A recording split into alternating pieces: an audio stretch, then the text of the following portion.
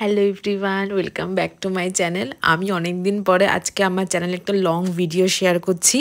চলো তাহলে শুরু করা যাক মাটনের রেসিপিটা। প্রথমে এখানে আমি মিক্সিং জারে কিছুটা পরিমাণ আদা, কিছুটা পরিমাণ রসুন কুচি আর কয়েকটা শুকনো লঙ্কা আর কিছুটা পরিমাণ টমেটো কুচি আর একটা গোটা পেঁয়াজ এখানে কুচি করে আমি দিয়ে দিয়েছি।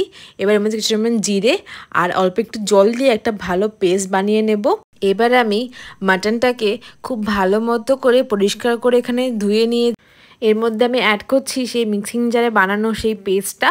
এবার আমি এর মধ্যে দেবো স্বাদ মতো নুন, এখানে আমি 2 চামচ নুন দিয়েছি। এবার এর মধ্যে দেবো অল্প একটু হলুদ গুঁড়ো, অল্প একটু তেল আর এর মধ্যে আমি অ্যাড করবো এবার অল্প একটু ধনের গুঁড়ো দিয়ে মটনটাকে খুব ভালো মতো করে ম্যারিনেট করে নিতে হবে। এই মাটন কারিতে কিন্তু মাটনের ম্যারিনেশনটাই মেন। দেখো এখানে খুব সুন্দরভাবে মটনটাকে ম্যারিনেট করে নিয়েছি। ব্যাস, ম্যারিনেট করার ডান। এবার আমি এটাকে কিছুক্ষণের জন্য ঢেকে রেখে দেবো। ততক্ষণে আমি কড়াইতে অল্প একটু তেল দিয়ে তার মধ্যে আমি এক এক করে আলুগুলো খুব ভালো মতো করে ভেজে নেব অল্প একটু নুন দিয়ে।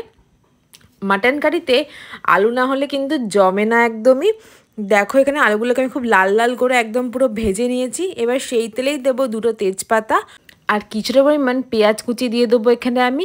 পেঁয়াজটাকে এখানে কিন্তু একটু বেশি লাল করে আমি ভেজে নেব। পেঁয়াজ ভাজা এখানে আমার একদমই কমপ্লিট। এবার আমি এর মধ্যে অ্যাড করব সেই ম্যারিনেট করা মাটনটাকে এবার খুব ভালো মতো করে নাড়িয়ে চাড়িয়ে মিশিয়ে নিয়ে কিছুক্ষণের জন্য ঢেকে দেবো। এইভাবেই কিন্তু আমি আজকে মাটনটাকে ঢেকে ঢেকে কষবো। দেখো মাটন থেকে কিন্তু অনেকটাই জল বেরিয়েছে। আবারও এটাকে একটু হাই ফ্লেমে গ্যাসটা করে ভালো মতো করে নাড়িয়ে চাড়িয়ে আবারও ঢেকে দেবো। এইভাবেই ঢেকে ঢেকে মাটনটাকে আমি কষবো।